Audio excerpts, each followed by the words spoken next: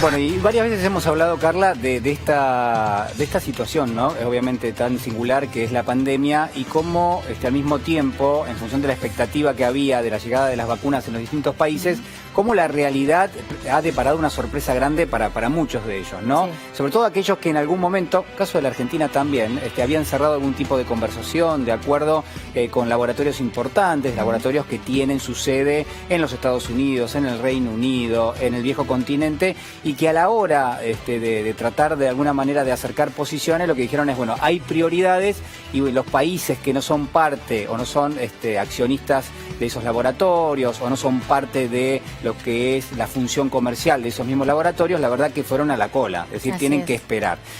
Una OMS atenta a esa situación ha emitido algunos mensajes en las últimas horas, uno de ellos es un pedido a las farmacéuticas, a los laboratorios, para que estén atentos justamente a estos países y para que produzcan más vacunas y lleguen más vacunas a los países que hoy no las están recibiendo. Así es. Bueno, tenemos una comunicación, estamos en contacto con Natalia Paratore, ella es periodista especializada en salud. Natalia, gracias por estar del otro lado. Aquí Julián Guarino y Carla Rebello te saludamos. ¿Cómo les va, Julián, Carla?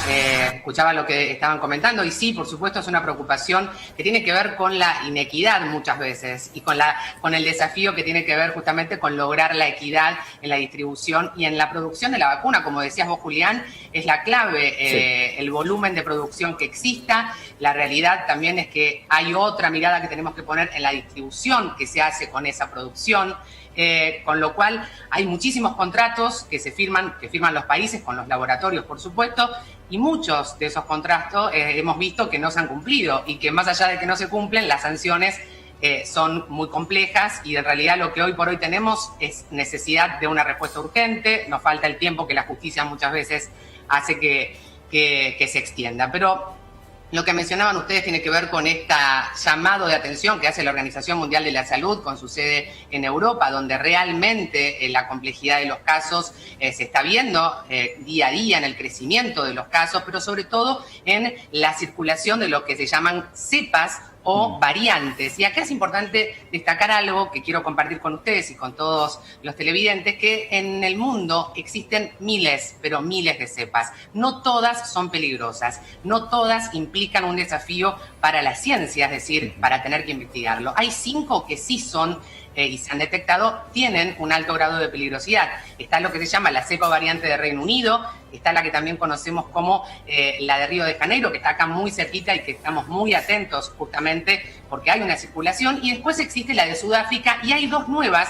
Una es la Amazonia, la que ustedes seguramente recordarán, que ha sucedido hace muy poco tiempo en Manaos, ¿se acuerdan? Y está sucediendo aún hoy, esta tragedia en esta ciudad donde la cepa circulante es la de Amazonia, y la última es la de California, donde se detectó en un geriátrico, pero lo que sucedió con esta cepa es que se pudo rápidamente detectar y rápidamente circunscribir, con lo cual la cepa de California, de las 5, es la que más controlada estaría en este momento. Ahora, Natalia, esta advertencia de la Organización Mundial de la Salud habla de tratar de eliminar las desigualdades, ¿no? Algunos países tienen más posibilidades de acceso a esas vacunas que otros, por eso habla de un estímulo solidario para con esos países que no pueden llegar a las vacunas, pero también habla de la fabricación de las vacunas, es decir, que pueda esto distribuirse a lo largo y a lo ancho del planeta. Realmente lo de la OMS, si tengo que ser objetiva, es un deseo, porque realmente las leyes, hoy no existe una ley que se pueda implementar a nivel global, con lo cual realmente es un desafío lo que plantea la OMS, una necesidad. De esa necesidad nace el desafío, pero si tenemos que ser realistas, vamos a necesitar mucho consenso y mucha solidaridad de países que han comprado, quizás, para que ustedes tengan una idea, 3 vacunas por población. En América Latina tenemos índices que nos indican que son 0,5 por persona, haciendo una cuestión de lectura regional, ¿no? Por supuesto que es importante. Ahora, la solidaridad, la colaboración de la industria, por un lado, de los estados que tienen más poder adquisitivo y de los estados que necesitan esa ayuda, va a tener que ver sin dudas con los consensos. Creo que la OMS muchas veces en esta pandemia ha tenido una mirada que quizás podría tomarse como algo alentador, pero lo que falta son las acciones que respalden esas opiniones. Es muy importante que veamos esto, porque por supuesto los estados tienen un compromiso y está la población de por medio que no ignora la situación de desigualdad. Ojalá suceda. Lo que sí nosotros podemos decir es que en nuestro país tenemos una posibilidad muy importante y estemos atentos a esto, a las variantes que están circulando, sobre todo en Europa, y que probablemente también lleguen a Latinoamérica. En la Argentina tenemos una de las plataformas que es muy nueva, que nos permite lo que se llama la vigilancia epidemiológica. Tenemos que estar atentos, creo yo, más a estas cosas que a los grandes títulos. La Organización Mundial de la Salud, por supuesto que trabaja en salud, pero muchas veces se emiten mensajes, como diríamos, por la galería. Y creo que lo más importante es estar atentos a lo que pasa en nuestras regiones. En la Argentina tenemos la posibilidad de que esta vigilancia epidemiológica se desarrolle, que se estén estudiando cómo se van desarrollando estas cepas y variantes. Julián y Carla, quiero decirles algo que no tenemos que perder de vista. Cuando hablamos de las variantes, tiene que ver, y esto lo quiero explicar para que todos lo podamos comprender. Nosotros tenemos una madre, que es la de Wuhan, cuando fue justamente el lugar donde nace la COVID-19. De allí ha habido muchísimas mutaciones, es decir, que es un linaje, es una forma, hay 3 plataformas. Una de las plataformas y sistemas de estudios se llama linaje. Es como nosotros, con nuestras generaciones anteriores, seguramente tenían hábitos y costumbres muy distintas a la nuestra.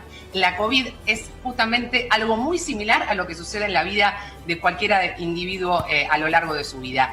Nace en un lugar, esa es su madre, y luego va evolucionando, reproduciéndose. Es su vida natural, tiene que ver justamente con su naturaleza. Los virus mutan. ¿Por qué creen ustedes que año a año tenemos que volver a vacunarnos contra la gripe? Porque ese virus mutó y porque tenemos que seguir ajustando todo lo que tiene que ver con esas vacunas que deben seguir estando atentas a esa mutación para seguir defendiéndonos. Natalia, ¿qué tal? Gabriel Michi te saluda. Hola, Gabriel, ¿cómo estás? ¿Cómo estás? Bueno, justamente con esto que vos decís, hoy se conoció un informe que dice que por lo menos el mundo científico ha detectado alrededor de 4.000 mutaciones del COVID-19. Exactamente, y que, por ejemplo, la CDC de Estados Unidos, en Estados Unidos se encontró 1.400, o sea, el número es infernal. Ahora, retomando... En España 449, y sí, bueno, y son así que se van sumando. Exactamente. Ahora, retomando un poco esto que dice hoy la OMS, ¿vos crees que es posible, digo, porque esto lo propuso Médicos Sin Fronteras y ha recolectado firmas en distintos lugares del mundo, que se cedan las patentes, digo, justamente para que se pueda hacer una producción a escala mundial, por lo menos mientras dure la pandemia? Mira, es genial lo que planteas, porque sin dudas esa sería una gran solución posible. No necesitaríamos hablar de grandes desafíos, ni mucho menos. Es factible en países donde hay, por supuesto, un recurso que no es transferible, que es el recurso y la capacidad humana. Nosotros en la Argentina tenemos científicos, como ya sabemos, de maravilla, y podríamos desarrollarlo. De hecho, se está desarrollando de manera conjunta la vacuna de AstraZeneca, y hay muchísimo trabajo que se hace en el Malbrán también. Pero lo que vos planteás es esa transferencia que a veces uno parece que hiciese un comentario ideológico, pero hablar de soberanía tiene que ver con eso que vos planteás, con tener la posibilidad de elaborar in-house en tu país, con tus propios recursos, sin necesitar traslados y demás herramientas que hacen mucho más costosa esa vacuna, y poder así a ganar tiempo, que hoy necesitamos ganar, por supuesto, y accesibilidad. Sería una gran posibilidad que tiene la Organización Mundial de la Salud de plasmar esta opinión, este deseo en hechos. Sí. Pero, Natalia, a ver, yo me quedo pensando en algo, ¿no? Suena como bastante, hay algunos planteos que suenan bastante naif cuando uno los lee. Utópicos también. Y hasta inalcanzables. Digamos, lo que estamos hablando, está claro que es lo deseable. La OMS casi que es una especie de traductor de lo que debiera ser, pero la realidad es que no son tantos los laboratorios poderosos en el mundo, están muy relacionados con los países, es decir, hay muchos laboratorios que tienen relación con los Estados Unidos, con el Reino Unido, con Alemania. Entonces, creo yo que lo que ha primado es los intereses. Y los intereses son, primero le doy la vacuna a aquel que es accionista del grupo, a aquel que está relacionado con mi actividad, a aquel que tiene o me ha prometido algo o me ha permitido algo, y después, en todo caso, viene el resto. Y la verdad es que eso recién arrancó y va a durar muchísimo tiempo. Entonces, quizás lo preocupante es, esto empezó ahora, lo estamos viendo en vivo y en directo, y yo creo que va el 5% de lo que va a terminar siendo, es decir, nos queda un año larguísimo para algunos países. Bueno, lo ha dicho Bill Gates en su momento, ¿no? Los países más pobres por lo menos tienen para fines del 2022 recién. Sí. Esto ha sido un diagnóstico escalofriante. Ahora, realmente. perdón que me sume, Sí. digo, lo blanqueó el propio ministro de Salud, Ginés González García, en la última Ayer, sí. reunión allí en el Congreso Nacional, y también trascendió un poco de esta negociación de la cual hablabas y de los intereses que están detrás de todo esto, con esa negociación que hay con China, ¿no? Por la vacuna, Claro. con un precio elevado, y bueno, digo, todo esto va a ser muy difícil. Sí, es muy difícil, sin dudas, lo que ustedes plantean y lo que dijo Julián recién. A veces es como que uno siente que hay como un relato casi de cuento, que sería fabuloso poder llevarlo a la realidad. Y sí, es cierto que hay una preocupación y que los países que invirtieron sienten que tienen un derecho diferencial al resto de los países que no tienen esa capacidad de inversión, lo cual genera una profundización en las enormes desigualdades que ya existen y que, por supuesto, cuando hablamos de salud se ven y quedan en evidencia mucho más profundamente. En este caso hablamos de la COVID, pero podemos hablar de un montón de otras cuestiones vinculadas a la salud que siguen sucediendo aún en este siglo y que parece de mentira. Pero enfocándonos en la realidad que nos ocupa y preocupa, la distribución de las vacunas realmente, y creo que va a ser el gran desafío, y como decía Julián, esto no va a resolverse de un minuto para otro. Esto no es una problemática local, esto es importante también esclarecerlo. No es una problemática que tiene Argentina. Argentina ha tenido la posibilidad, y lo ha hecho muy bien, de firmar contratos con todos los laboratorios que ofrecían, como también mencionábamos recién, no son tantos, y bueno, y después están las conveniencias detrás. Lo importante, creo yo también, es no perder de vista, más allá de las recomendaciones de la Organización Mundial de la Salud,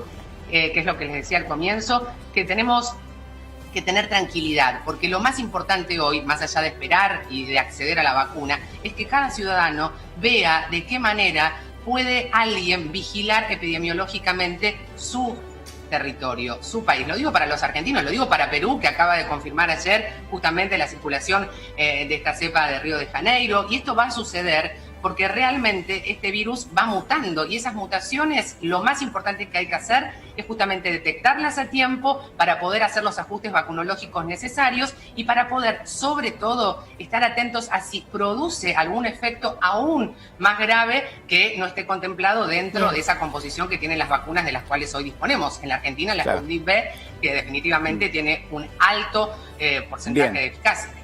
Natalia, muchas gracias. Gracias. Muy amables, un abrazo. Hasta luego. Bueno, ahí estaba el planteo.